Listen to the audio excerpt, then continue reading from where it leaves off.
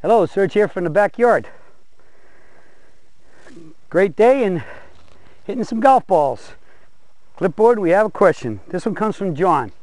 And John says, I like the easy power that comes from the Serge swing, and the backswing is really easy to get, but I find it almost impossible to stop myself from over-rotating my wrists on the downswing and hitting my shot with the closed club face, which is not something I would normally do. Although I do bump, I must obviously be starting the swing partly with my shoulders and getting my rear hand. I am a left-hander, so my left hand on top too quickly. That would be the lower hand. It's the momentum that seems to mess up my timing, and of course, it's a big problem with the driver if you do that. After that, Steve Smith came back and said, when you skip a rock, do you throw for the top?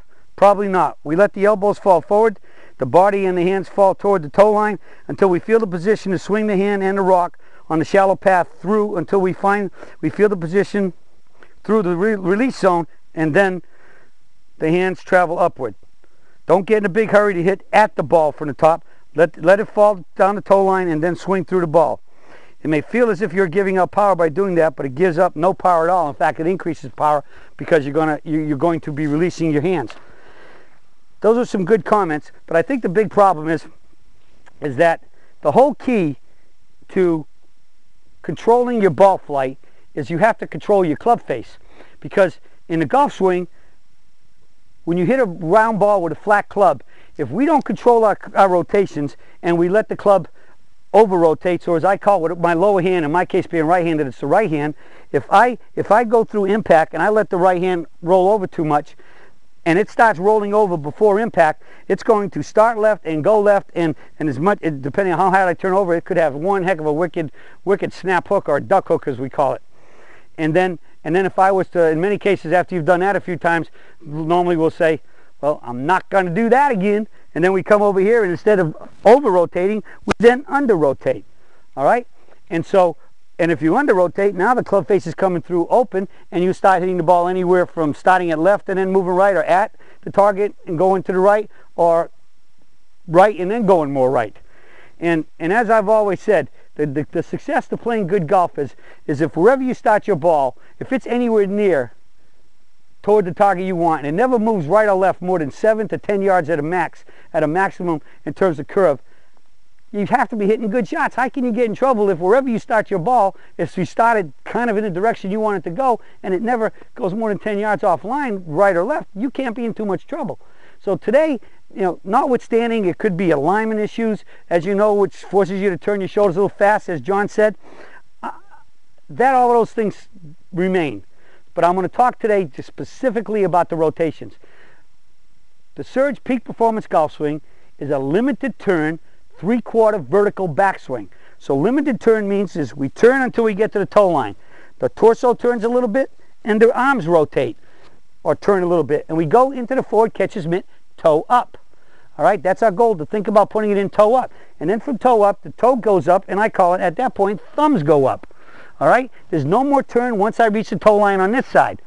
Now, if I let myself keep turning and letting the arms keep rotating, the club starts getting laid off. It starts going that way, which pulls the arms more, because remember, the club has weight, acceleration, and momentum. It's going to start pulling you more and getting you deeper, which means either if you stay deep coming down from this way, you're swinging way outside into out, which will block big blocks, and then in many cases it may get you to start flipping it over here, but you might start them, in my case, to the right and then it'll hook, or you're back in the sacred burial ground, and you know the rule: what goes around comes around, what goes straight up comes straight down and back up. So we have to control those rotations.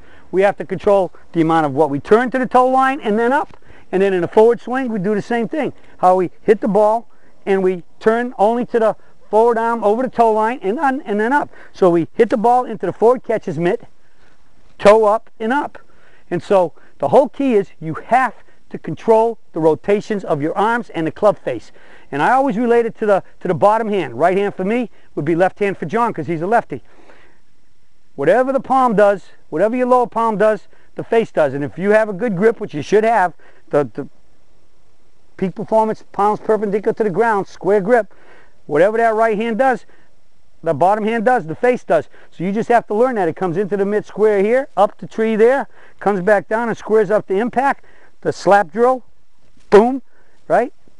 Boom, and then you hit the ball and you go into the forward mid, perpendicular, the palm perpendicular to the ground, and up the tree. Palms perpendicular to the ground, secret number 2 to hitting a golf ball. So that means you have to control your rotations. And when you control that and never go inside your toe line on either side, you're swinging vertical and you're finishing hitting the ball square to the target. So this right hand does a lot for me. I hit the ball with a lot of right hand because the right hand's controlling that club face. And it doesn't matter what I'm hitting. All the way up to the driver. It's the exact same swing, and my right hand is controlling the ball and all of this activity. It's here and up, there and up, and I'm not letting myself get behind the toe line. Limited turn of the body and the exact palms perpendicular rotation, thumbs up throughout the swing. And if you do that, you'll hit a driver like this. So that's it for the search today on controlling the rotations of your body for the 3/4 limited turn and rotation of your forearms and your hands to do what? Have the palms perpendicular to the ground throughout the swing. Do those things, you'll be hitting it more solid and straight and shooting those lower scores. Well, that's it for today, and I'll be talking to y'all again soon.